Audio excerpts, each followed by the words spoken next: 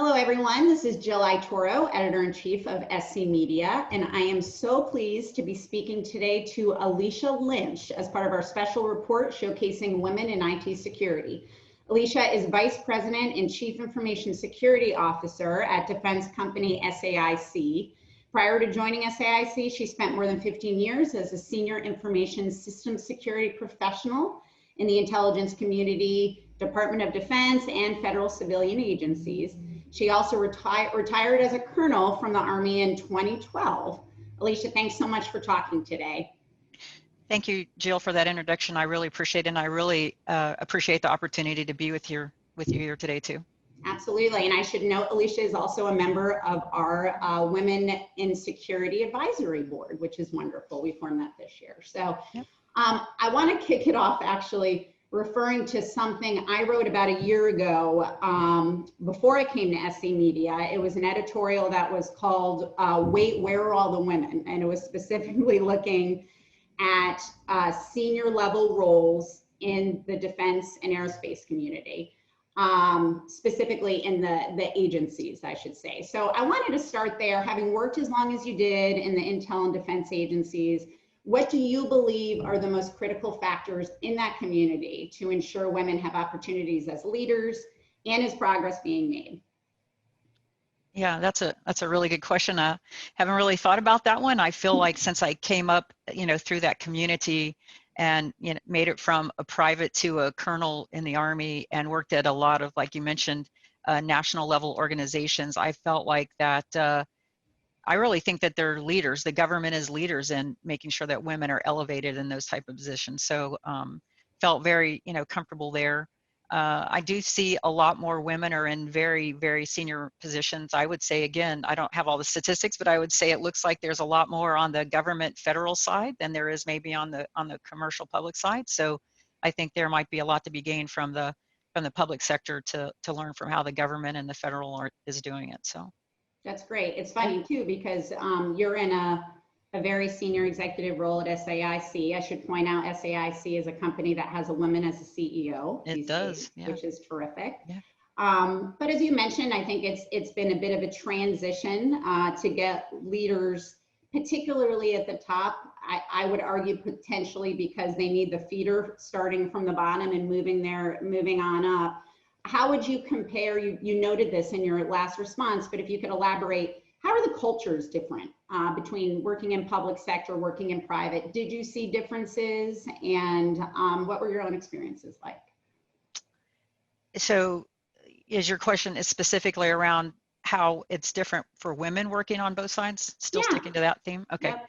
Yeah, so I would say that on the government side, federal side, I didn't really feel like I was looked at as a female. I don't think I was elevated because I was a female. I think that, especially in the military, there's very high level standards that you have to meet. There's all kinds of gates that you have to meet, and either you meet them or you don't. It's not a personal thing like who you know or anything like that. So I felt like there was a lot of opportunity for women to succeed because the playing field was very level set, and you knew what the requirements were, and then you had to meet them. I think that on the commercial, private side, there's not so much of that ensconced in how they operate right now. But I think that with the culture and the climate right now, everything that's happening around, women and minorities and things like that, I think there's going to be a big focus on that, and their companies are going to relook how they do training, how they do their hiring, how they do elevate people through different roles and give select people for higher levels of responsibility. And I think that that's what probably needs to take place on the private side. Yeah, that makes a lot of sense. I think also we hear a lot about engaging at the early levels, even young girls, in terms of STEM and getting into some of the more technical capabilities. I mean, you started, early in your career in this information security realm. What drew you there? Let's see. That's another good question I haven't even actually thought about. So, in the military, in the Army, one of my specialty was intelligence at first. There was no such thing as cyber when I was, first starting in the Army in the what's now considered the cyber business. I had a definite knack for standing up new capabilities, new organizations that didn't exist in the Army, and I did that multiple times.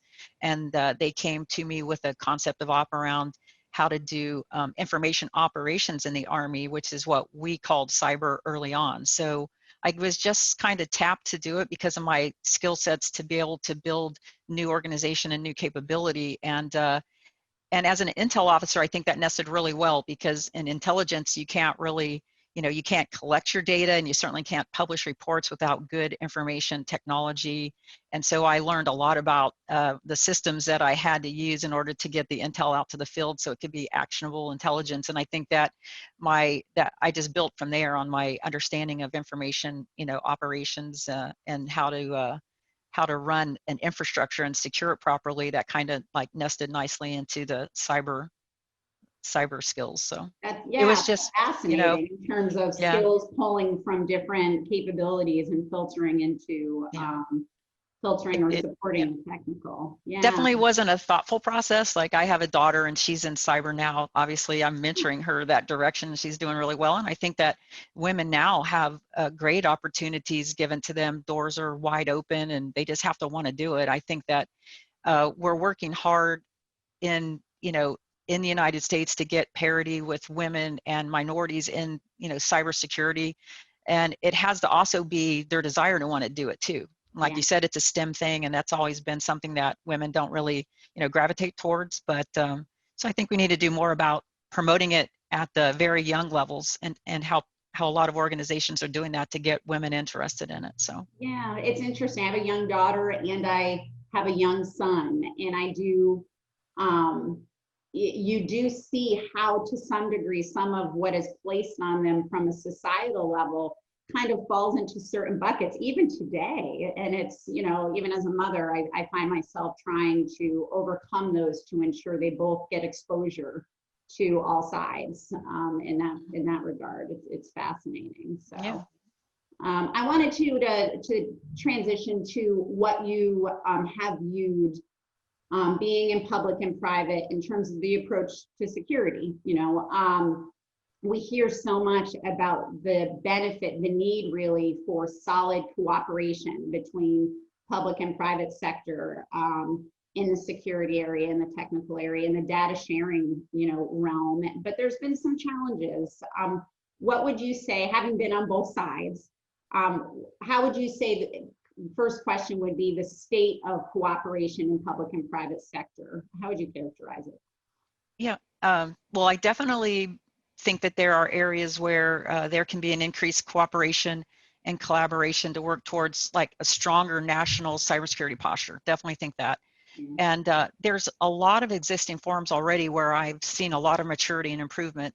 And SAIC and companies like ours participate in groups like the DIB, which is the Defense Industrial Base, and that's run by DC3. That's Department of Defense Cyber Crime Center, I think is what it's Very called. well. Good job. Anyways, I didn't know this was going to be a pop quiz today, but anyways, all right. In the DoD, it's in the DoD CIO domain, and that's where a large number of the DIB companies, and I think we're up to, I see numbers around 100,000 are considered, defense industrial based companies, Wow.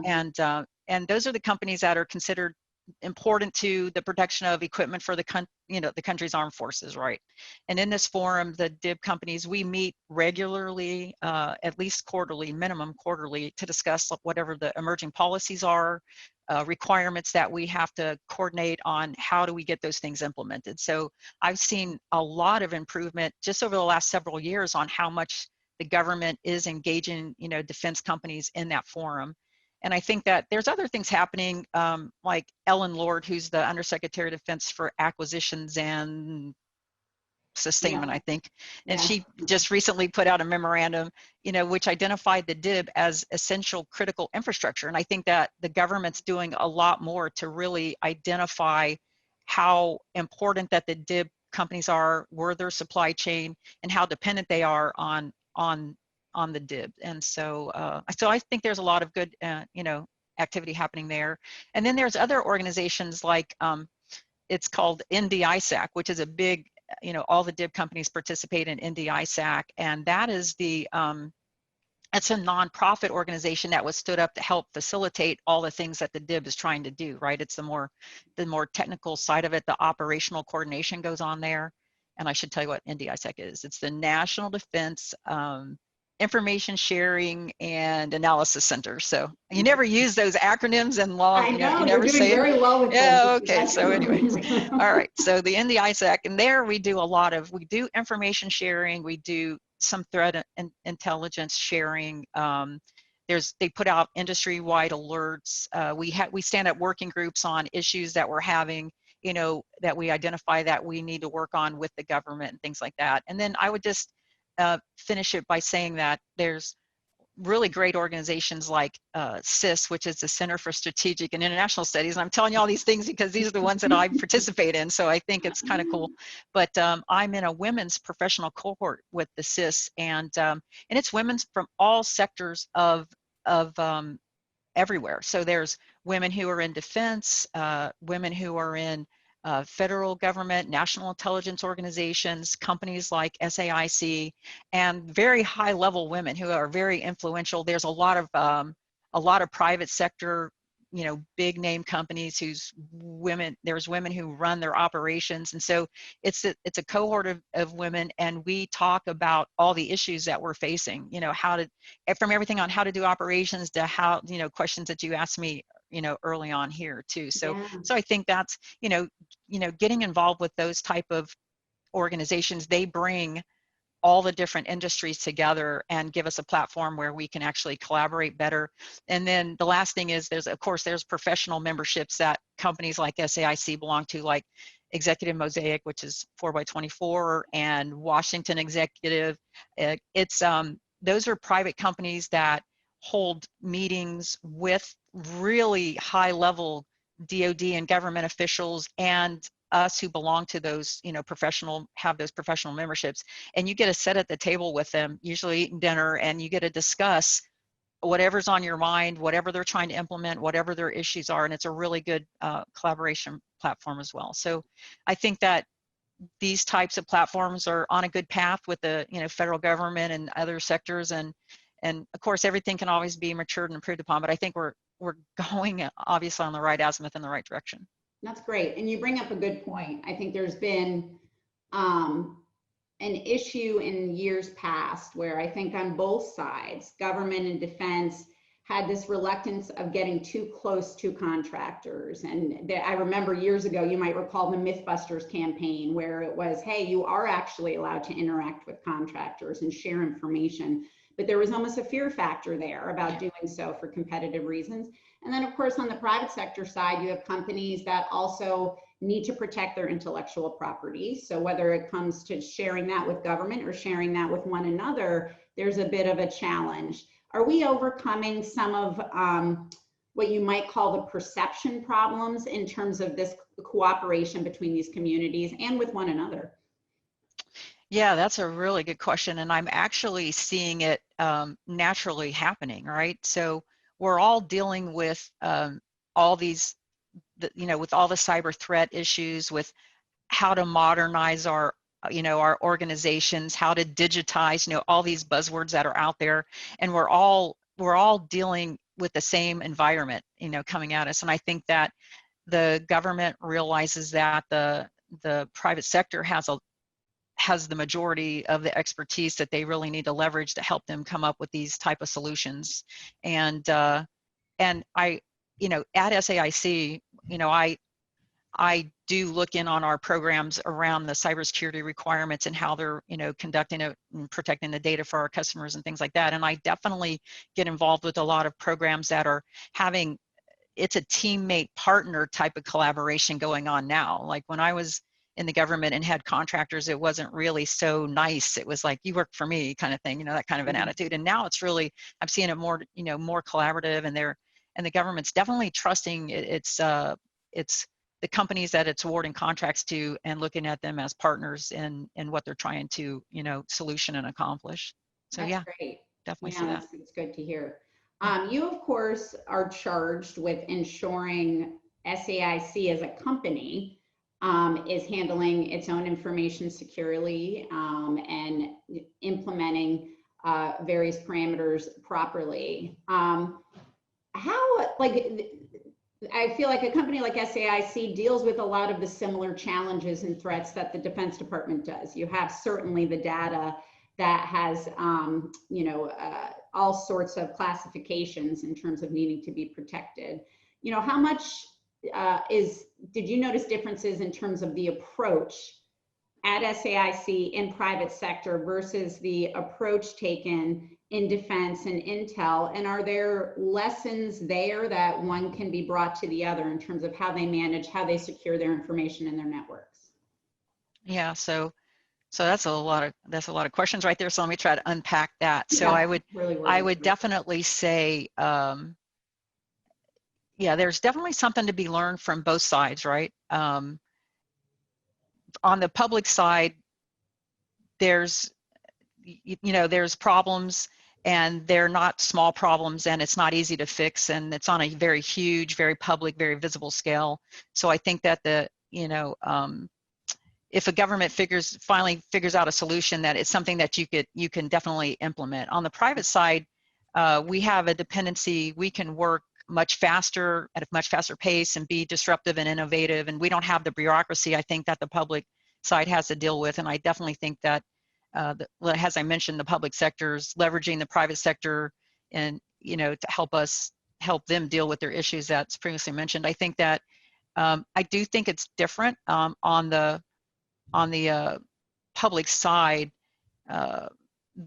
especially on the DoD side where I came from. It was a little bit easier because a lot of the environments were very, what I call, air gapped off. Like, they weren't accessible by web facing portals and all those type of things. It's changing now, but I think it was a lot easier to do security when you're in an environment that people can't get into it. And definitely on the private side, our environment is really hard to defend because a lot of our environment is public facing, and we have to interact, and we're on the internet, so you have to defend against that. So I do think it's a little harder to do it on the public side, but I think that there's a lot of good things that the government is doing. As far as, I'm a big fan of the DFARS and of the NIST 8171 controls and the new CMMC requirements that we have on us.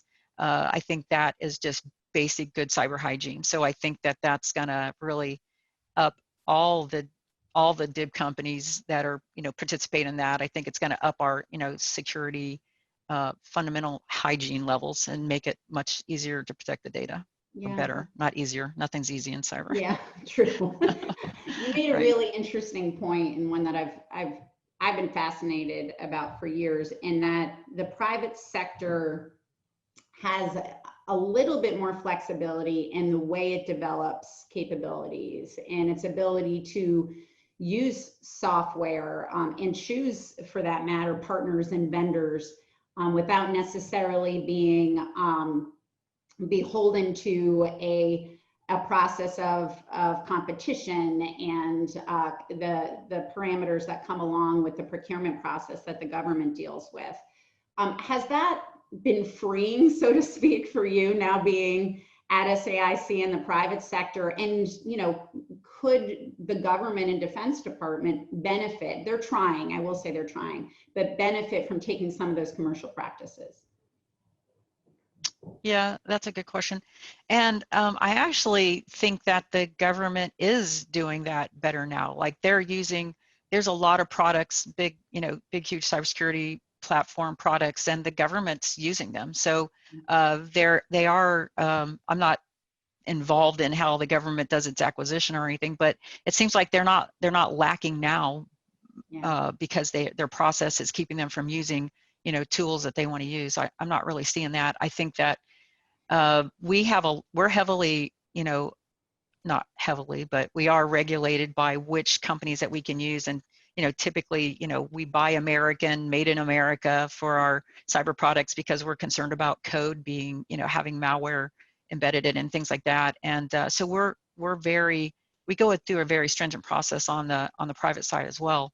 I do think that the government can it doesn't have to adhere to the same requirements that the private sector does. So they have a little more latitude to do things with tools that we can't necessarily do what they do. So that to me is where my problem is talking to the programs at my company and telling them, I know the government can do it, but they are under different set of guidance and constraints as compared to how we are. So that kind of puts a little bit of a friction between our programs and me advising them on what they can use to protect the customer data. So yeah, that's a really good point. Yeah. The last question I wanted to touch on was R&D, essentially. Certainly, I know SAIC focuses a lot of time and effort on research and development, as does government and defense.